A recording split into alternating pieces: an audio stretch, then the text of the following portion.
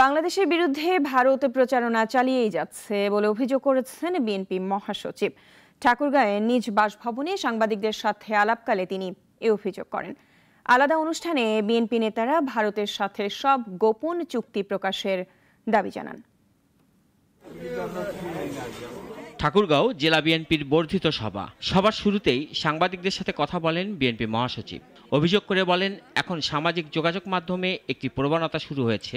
দেশ যা অর্জন করেছে তা ধ্বংস করার জন্য কিছু ব্যক্তি উঠে পড়ে লেগেছে। আমাদের মাথার উপরে সবচেয়ে বড় বিপদ আছে যে ফ্যাসিবাদের যিনি প্রধান হোতা তিনি কিন্তু ভারতে অবস্থান করছেন এবং ভারত কিন্তু আমাদের বিরুদ্ধে একটা প্রচারণা চালিয়ে যাচ্ছে বাংলাদেশের বিরুদ্ধে।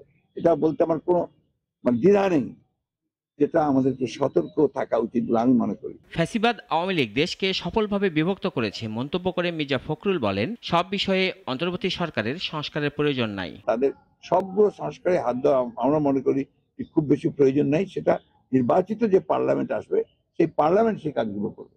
এখানে এই সরকারের মূলত দায়িত্ব হবে নির্বাচনের জন্য একটি আপনার লেভেল প্লেইং ফিল্ড তৈরি করা। এদিকে রাজধানীর বনানীতে জিয়া পরিবারের পক্ষ থেকে বৈষম্য বিরোধী আন্দোলনে আহতদের চোখের চিকিৎসায় ফ্রি মেডিকেল ক্যাম্পের আয়োজন করে।